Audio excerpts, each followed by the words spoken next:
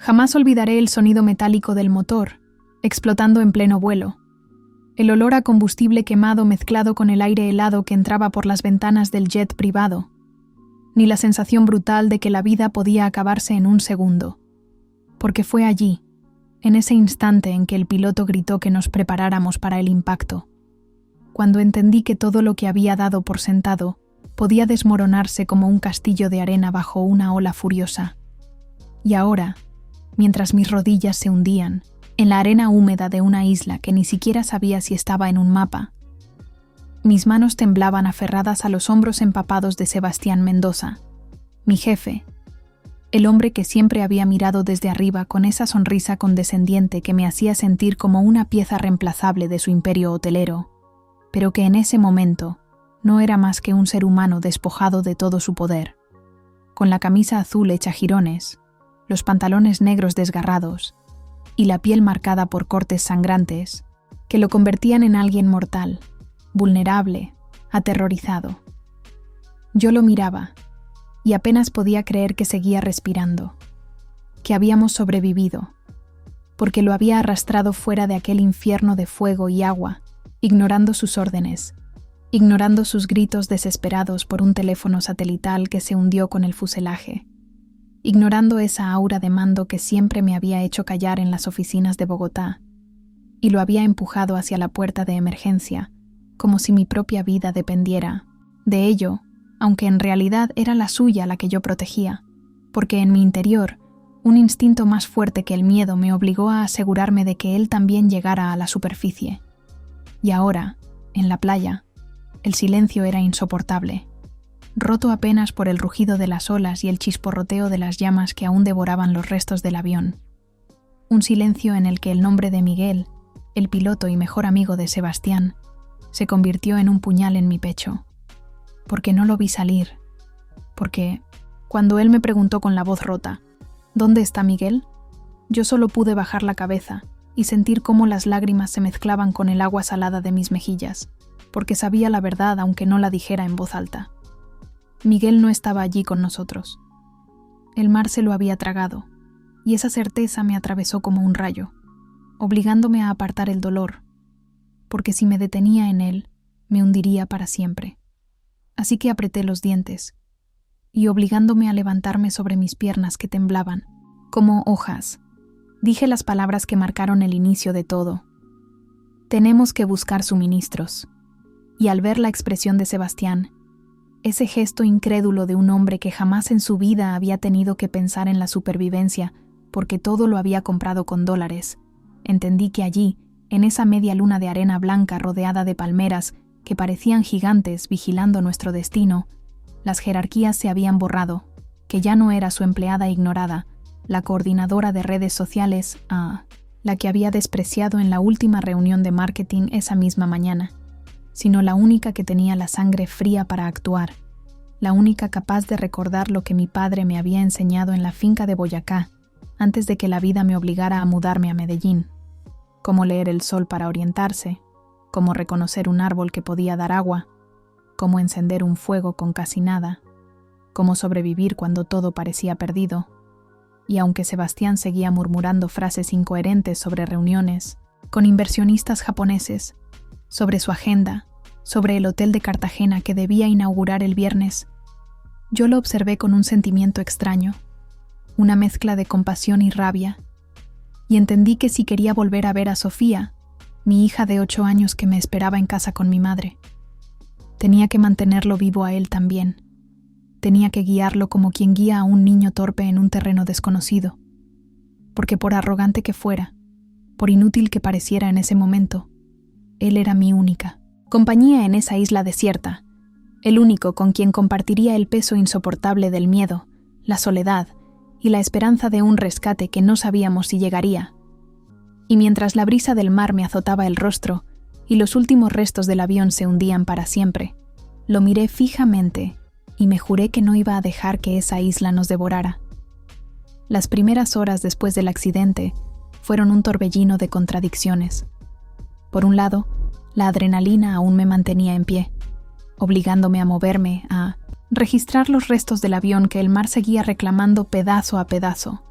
a rescatar cualquier cosa que pudiera servirnos, mientras por el otro sentía que mi cuerpo se partía en 1000 moretones, que cada músculo me gritaba que me dejara caer en la arena y cerrara los ojos para no despertar jamás. Pero no podía darme ese lujo porque Sebastián Mendoza, el hombre que en la oficina se paseaba como si fuera dueño del mundo, me miraba desorientado, incapaz de reaccionar más allá de murmurar frases absurdas como «mi reloj GPS tiene conexión satelital» o «mi asistente estará llamando a las autoridades». Y yo tuve que contener una risa histérica al señalarle los fragmentos de plástico y vidrio del teléfono destrozado flotando en la orilla y decirle con la voz más firme que pude que allí no había señal, que allí no había nadie más que nosotros dos y que, si no hacíamos algo, la noche caería y nos encontraría indefensos. Recuerdo que busqué desesperadamente entre las maletas semihundidas y tuve suerte de encontrar la mía, empapada pero intacta, con una muda de ropa, barras energéticas y una botella de agua que siempre llevaba por si acaso, mientras él, aferrado a su maletín de cuero italiano, como si contuviera oro, lo abrió solo para descubrir papeles empapados, una laptop muerta y su Rolex aún funcionando, y en ese momento vi en sus ojos algo que jamás había visto. Vacío, una incapacidad total de aceptar que el dinero, las marcas y las posesiones no servían de nada en esa playa. Desierta, lo insté a que me ayudara, a que recogiera ramas secas, a que buscara piedras planas, y al principio me miró como si hubiera perdido la razón. Pero yo sabía que si no encendíamos un fuego moriríamos de frío en cuanto el sol desapareciera.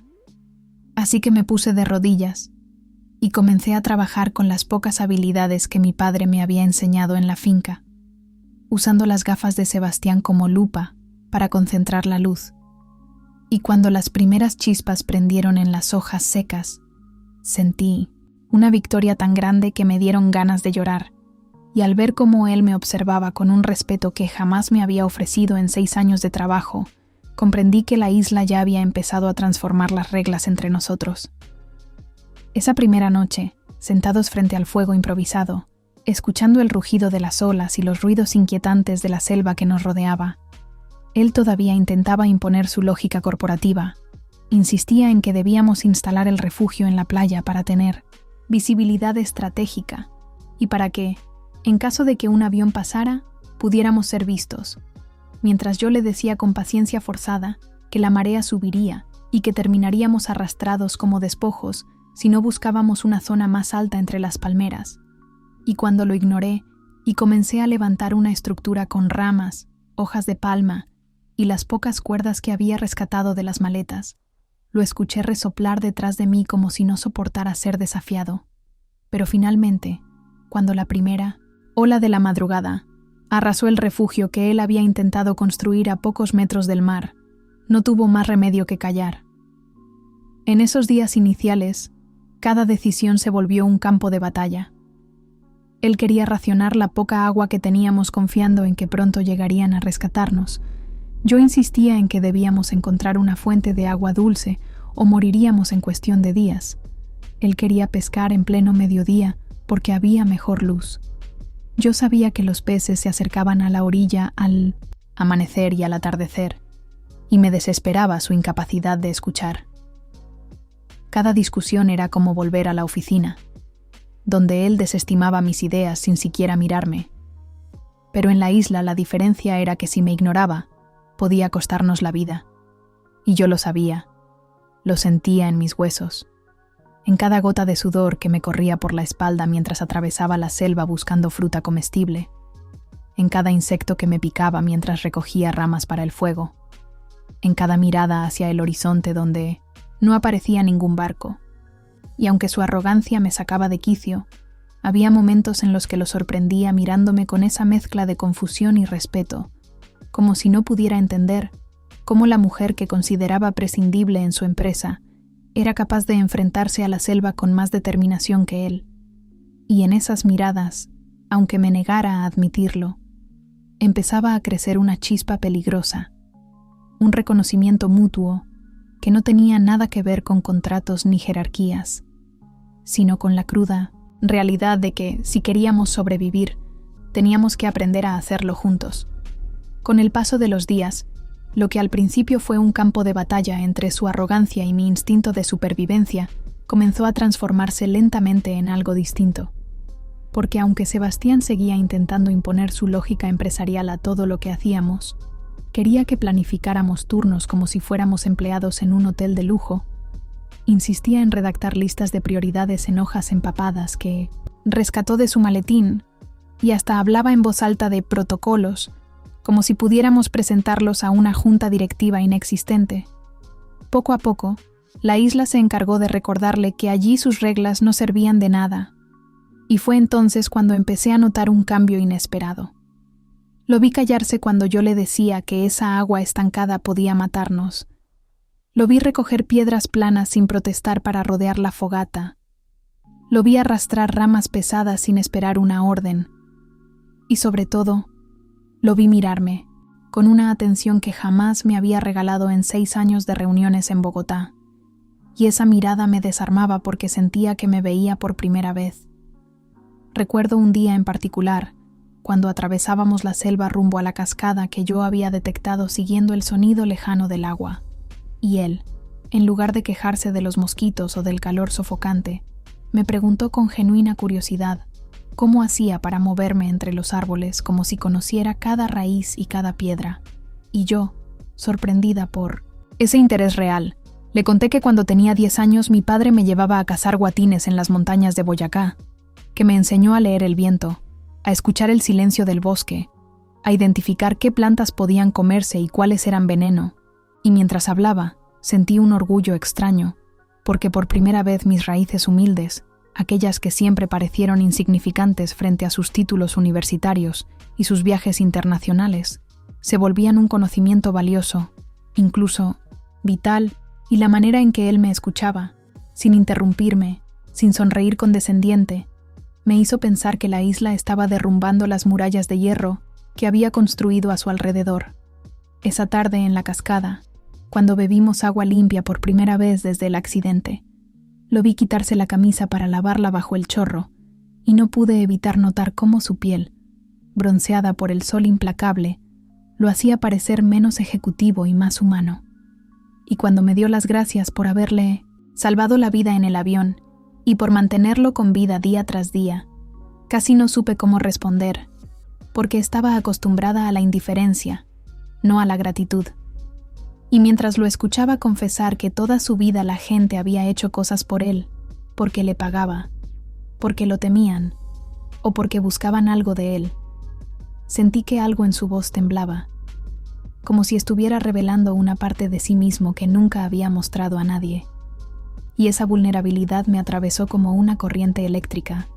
porque comprendí que detrás del multimillonario arrogante había un hombre cansado, un hombre que tal vez nunca había tenido la oportunidad de ser simplemente eso. Un hombre. Y en esas noches alrededor del fuego, cuando la selva se llenaba de sonidos extraños y el mar rugía como una bestia infinita, empezamos a hablar de cosas que nunca habríamos compartido en la oficina. De Sofía, mi hija de 8 años. De cómo cada sacrificio que hacía tenía su nombre como razón. De mis sueños truncados de tener una agencia de marketing propia, enfocada en ecoturismo sostenible, de su confesión inesperada de que antes de ser CEO había querido ser arquitecto para construir espacios que hicieran feliz a la gente, un sueño que su padre había destrozado llamándolo ingenuo. Cada palabra era como abrir ventanas que siempre habían estado cerradas. Y mientras el fuego iluminaba su rostro cansado, y lo hacía ver menos invencible y más real, me descubrí pensando que quizás, en medio de ese desastre, estábamos comenzando a construir algo más que un refugio, una conexión que no dependía de jerarquías ni de dinero, una alianza que se forjaba en la necesidad de sobrevivir, pero que estaba empezando a transformarse en algo mucho más peligroso y mucho más profundo. Yo pensaba que después de sobrevivir al accidente, de encender fuego con ramas húmedas, de encontrar agua en medio de la selva y de aprender a coexistir con un hombre que hasta entonces había sido mi verdugo silencioso en la oficina, nada podía quebrarme. Pero estaba equivocada. porque llegó el día en que el cuerpo me pasó factura, en que un simple rasguño de coral durante una de mis inmersiones en busca de almejas se convirtió en un veneno que se esparció como fuego bajo mi piel. Y recuerdo la primera noche en que empecé a temblar sin control, la fiebre devorándome mientras Sebastián me miraba con los ojos más asustados que jamás había visto en él, como si de pronto hubiera descubierto que todo lo que yo le había enseñado podía desaparecer conmigo. Mi piel ardía. Sentía que las brasas del fuego estaban dentro de mi cuerpo y mis labios murmuraban incoherencias,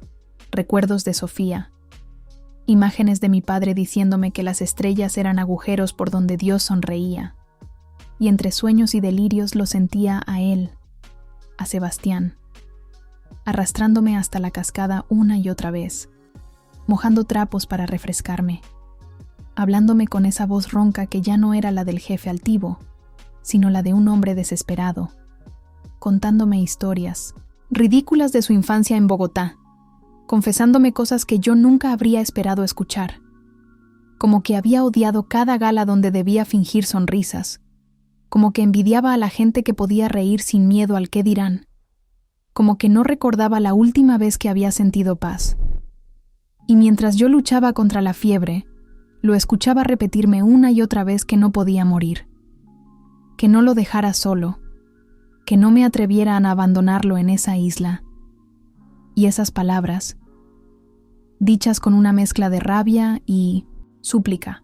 me atravesaban porque comprendía que ya no hablaba solo de supervivencia, hablaba de mí, de lo que significaba tenerme allí. Cuando al tercer día la fiebre cedió y abrí los ojos con lucidez, lo encontré destrozado, con las ojeras hundidas, con la camisa rasgada en tiras porque había usado la tela para vendar mis brazos, con las manos temblando mientras trataba de limpiar las heridas que yo ya apenas sentía. Y al verlo así,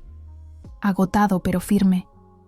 entendí algo que hasta entonces había temido admitir. Sebastián Mendoza, el hombre que en la oficina apenas levantaba la vista para despreciar mis ideas, había pasado 3 días sin dormir. Había cargado agua una y otra vez. Había hecho lo imposible con sus manos suaves de ejecutivo para mantenerme viva. Y en ese momento supe que algo entre nosotros había cambiado para siempre. Porque cuando le pregunté con un hilo de voz por qué lo hacía, por qué cuidaba de mí con tanta devoción, él abrió la boca como si buscara la respuesta en el aire y, tras unos segundos que parecieron eternos, me dijo con los ojos vidriosos: «Porque no puedo imaginar este mundo sin ti». Y aunque su voz temblaba, supe que era la verdad más pura que le había escuchado jamás. Y mientras el eco de esas palabras se mezclaba con el rumor de la cascada, con el crujir de la selva y con mi respiración entrecortada, entendí que ese hombre ya no era mi jefe, no era el millonario que representaba un imperio, no era el arrogante que me había hecho sentir invisible, sino alguien que había aprendido a necesitarme, no por lo que yo hacía, sino por lo que era. Y ese descubrimiento, en medio de la fiebre, del dolor y de la fragilidad, me dio más miedo que la muerte misma. Después de la fiebre y de aquella confesión que salió de sus labios como un relámpago en medio de la tormenta, los días en la isla se transformaron en algo distinto, porque ya no éramos 2 náufragos que peleaban por imponer su voluntad, ni un jefe arrogante y una empleada invisible obligados a coexistir. Éramos 2 seres humanos aprendiendo a sostenerse mutuamente. Y ese mes que siguió fue el más extraño de mi vida, porque en medio del hambre, del calor sofocante y de la incertidumbre del rescate, descubrí la paz en cosas que jamás había valorado. En las mañanas en que caminábamos juntos hasta la cascada, y él cargaba las botellas de agua sin que yo se lo pidiera. En las tardes en que me escuchaba hablar de mis sueños de tener una agencia de marketing enfocada en ecoturismo mientras él, con una seriedad que me conmovía, me decía que mis ideas eran brillantes, como si no pudiera creer que había ignorado tanto tiempo a la mujer que tenía frente a él, en las noches en que Sofía se convertía en tema obligado y Sebastián me pedía que le contara más sobre ella, sobre sus preguntas interminables, sobre sus ganas de convertirse en bióloga marina, y yo veía en sus ojos una ternura inesperada como si ya la hubiera aceptado en su corazón. Y también estaban sus confesiones, aquellas que lo desnudaban más que el sol implacable, que había querido ser arquitecto, que su padre lo había aplastado hasta convertirlo en un reflejo de sí mismo, que no recordaba la última vez que alguien le había dicho que una idea suya era hermosa. Y cuando me miraba después de esas palabras, yo sentía que lo estaba viendo nacer de nuevo, que la isla nos estaba despojando de todo lo falso para dejarnos solo con lo verdadero. Fue en ese estado, con la piel bronceada, con las manos llenas de cicatrices, pequeñas, con el cuerpo cansado pero con el alma extrañamente viva, cuando una tarde lo vi llegar con algo escondido en su mano cerrada, y bajo la luz dorada del atardecer, se arrodilló frente a mí en la arena blanca, sacando de su bolsillo un anillo improvisado, tallado con paciencia de los corales que había recogido en la orilla, pulido hasta brillar como si fuera una joya, y sus palabras me golpearon como una ola que lo arrasa todo. Hace 3 meses era un hombre perdido que creía que el dinero y el poder eran lo único que importaba. Pero tú me enseñaste que estaba equivocado. Me enseñaste que la verdadera riqueza está en las conexiones humanas, que el verdadero hogar no es un lugar, sino una persona, y yo quiero que seas tú. Si esta es nuestra vida, si nunca volvemos, quiero vivirla como tu esposo. ¿Te casarías conmigo? Y yo lo miré con lágrimas cayendo por mis mejillas, con el corazón desbordándose de miedo y de esperanza. Porque nunca en mi vida nadie me había hablado así. Nunca nadie había visto en mí algo más que una empleada o una madre soltera que luchaba por sobrevivir, y lo único que pude susurrar, con la voz quebrada por 1000 emociones, fue un sí, que salió como un pacto con el universo, y cuando él deslizó ese anillo de coral en mi dedo, sentí que por primera vez en años pertenecía a alguien no por obligación, no por necesidad, sino por elección mutua, y nos besamos bajo un cielo encendido de naranjas y rosas, con el mar rugiendo como testigo, convencidos de que habíamos encontrado nuestro lugar en el mundo, sin imaginar que justo en ese instante, mientras nuestras almas se prometían en silencio, el batir de hélices en el horizonte vendría a arrancarnos de nuestro paraíso y a ponernos frente a la prueba más difícil de todas, regresar al mundo real. El rugido de las hélices fue como un cuchillo que desgarró el frágil universo que habíamos construido, y mientras el helicóptero descendía levantando nubes de arena, yo apretaba la mano de Sebastián, con el anillo de coral brillando entre nosotros, intentando convencerme de que nada podría arrancarnos lo que ya habíamos prometido. Pero apenas cruzamos el umbral del mundo real, descubrí lo ingenua que era esa esperanza,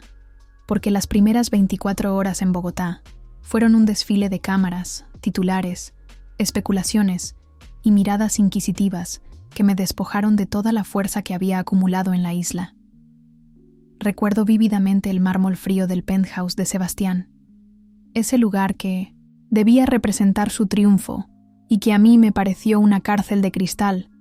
y la figura de Carmen Mendoza, su madre, irrumpiendo como una tempestad vestida de seda, con tacones que resonaban como látigos contra el suelo,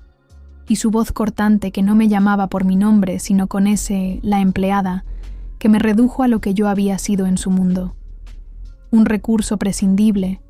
una sombra en el engranaje de su imperio, y verla plantarse frente a su hijo, acusándolo de arruinar el apellido, de manchar la reputación familiar, de poner en riesgo millones de dólares por una fantasía romántica con una secretaria. Fue como recibir un golpe que no esperaba, porque hasta en mis peores noches de insomnio jamás había imaginado ser reducida con tanta crueldad.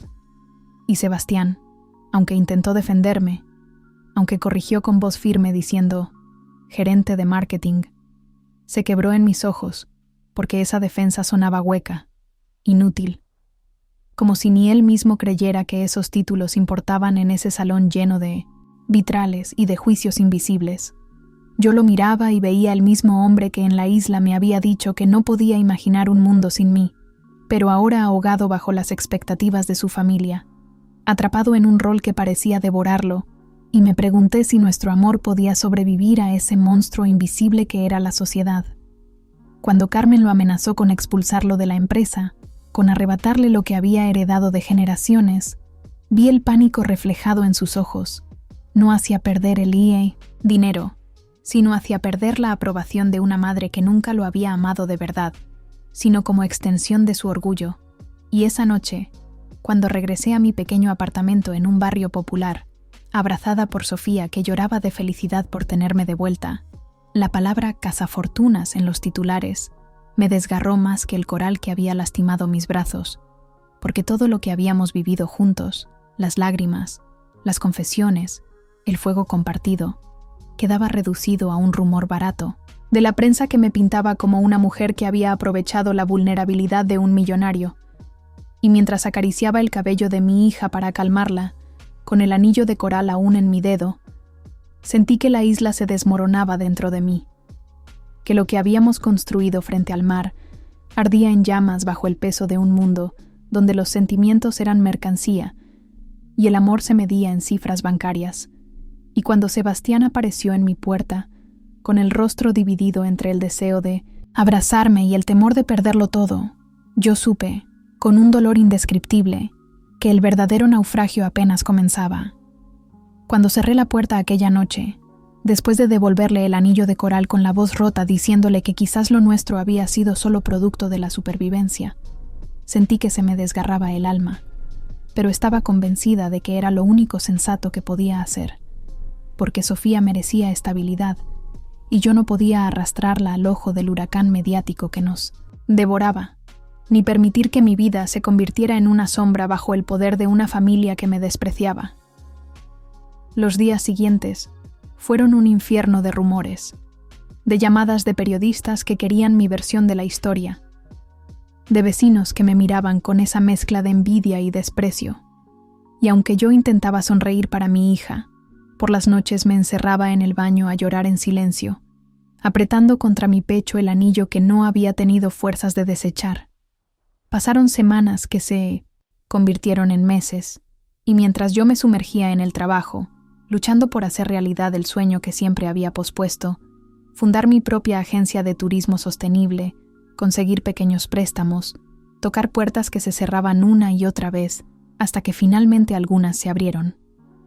Supe por los periódicos que Sebastián había protagonizado un escándalo renunciando a la dirección de Hoteles Mendoza, enfrentándose a la furia de Carmen y de toda una junta directiva que lo había considerado loco, un suicida social que abandonaba millones de dólares para seguir un instinto que nadie entendía, y aunque nunca hablamos, yo lo seguía de lejos, leyendo cada columna que lo llamaba traidor o visionario, sintiendo un nudo en el pecho porque sabía que detrás de cada titular había un hombre que había empezado a liberarse. En esos 8 meses mi vida se transformó en una carrera contra el tiempo. Levanté EcoVentures Colombia con el poco capital que tenía. Diseñé proyectos de ecoturismo comunitario. Involucré a familias locales. Logré que los primeros clientes internacionales apostaran por mí. Y cada logro lo celebraba con Sofía, que me abrazaba diciendo que estaba orgullosa de su mamá. Pero cada puesta de sol en Cartagena me recordaba su risa. Cada vez que veía a turistas en la playa, pensaba en él cargando agua desde la cascada. Cada fogata en mis recorridos nocturnos con grupos me devolvía el recuerdo de nuestras conversaciones en la isla, y era imposible no extrañarlo. Hasta que un día cualquiera, mientras organizaba papeles en mi oficina modesta pero llena de vida, escuché un golpe en la puerta de vidrio esmerilado, y cuando levanté la vista, mi corazón se detuvo. Sebastián estaba allí, con un maletín en la mano y los ojos fijos en mí, como si el tiempo no hubiera pasado. Vestido con ropa sencilla, pero con una expresión distinta, más libre, más serena, y por un segundo no supe si gritar, llorar o correr hacia él, porque 8 meses de silencio se rompían en ese instante, y todo lo que habíamos sido en la isla regresaba como una ola que me arrollaba. «Hola, Paloma», dijo con una voz temblorosa pero firme, y yo entendí que nada en el mundo, ni el dinero, ni la distancia, ni los fantasmas de su familia, habían podido arrancar lo que habíamos sembrado entre la arena y el mar, y ese reencuentro en Cartagena con el sol iluminando las paredes de mi sueño hecho realidad, fue el inicio de una verdad inevitable. Lo nuestro no había sido supervivencia, había sido amor, y estaba reclamando su lugar. Cuando lo vi entrar en mi oficina de Cartagena, con ese maletín que yo imaginaba repleto de excusas o de papeles que pondrían distancia entre nosotros, jamás pensé que lo que traía era una decisión que cambiaría nuestras vidas para siempre,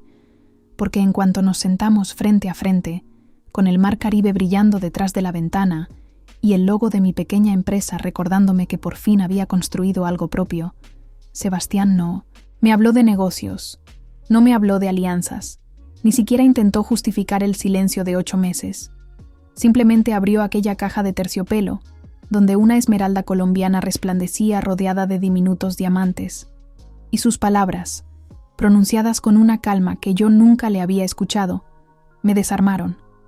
Renuncié a mi imperio, vendí mis acciones, aprendí de turismo sostenible, y vine aquí no para comprar nada, sino para pedirte que me dejes construir contigo,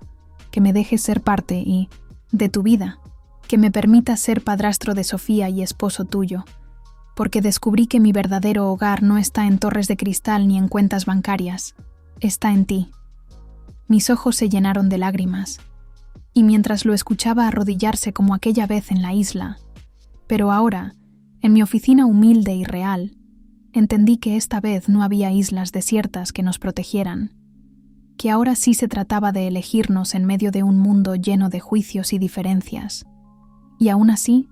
sentí que mi corazón gritaba sí, incluso antes de que mi boca pudiera pronunciarlo, porque lo que habíamos construido en medio del naufragio había resistido la prueba del tiempo, la distancia y las dudas. Y cuando Sofía lo conoció por primera vez, con esa mezcla de timidez y curiosidad que la caracteriza, bastaron unos minutos para que ella riera de sus historias torpes y se subiera a sus hombros como si siempre hubiera estado en su vida, y verlo mirarla con ternura, llamándola mi pequeña exploradora, me confirmó que no era un hombre que buscaba un trofeo social, sino alguien dispuesto a amar lo que yo más amaba. 6 meses después, cuando caminamos juntos hacia el altar improvisado en una pequeña isla caribeña que habíamos convertido en nuestro primer eco-resort, rodeados de amigos, de familias locales, de turistas que apoyaban nuestro proyecto de turismo responsable, y con tortugas marinas deslizándose por la arena como si vinieran a bendecirnos, sentí que mi padre, desde aquel cielo lleno de agujeros, de luz que él describía, estaba sonriéndome.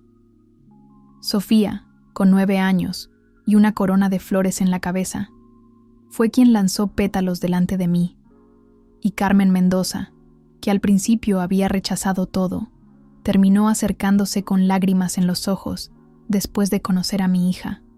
reconociendo que la felicidad de su hijo estaba allí, conmigo, en esa unión que no se podía comprar. Cuando intercambiamos votos bajo un atardecer encendido de rojos y dorados, con Sebastián jurándome que nunca volvería a dejar que el miedo lo definiera, y yo prometiéndole que siempre lo desafiaría a ser mejor, supe que el naufragio había sido solo el comienzo de nuestra verdadera travesía, porque lo que encontramos en aquella isla no fue únicamente supervivencia, fue la certeza de que incluso en medio del caos y la pérdida, el amor puede ser el único refugio real. Y cuando él deslizó la esmeralda en mi dedo, encajando como si hubiera estado destinada para mí desde siempre, sentí que por fin tenía todo lo que había soñado. Un compañero que había elegido cambiar, una hija que tenía un padre que la amaba como propia, y un hogar que no estaba hecho de paredes ni de contratos, sino de promesas cumplidas, de fuego compartido, de risas en la playa y de una vida construida juntos, paso a paso, día a día, eligiéndonos una y otra vez frente al mar infinito.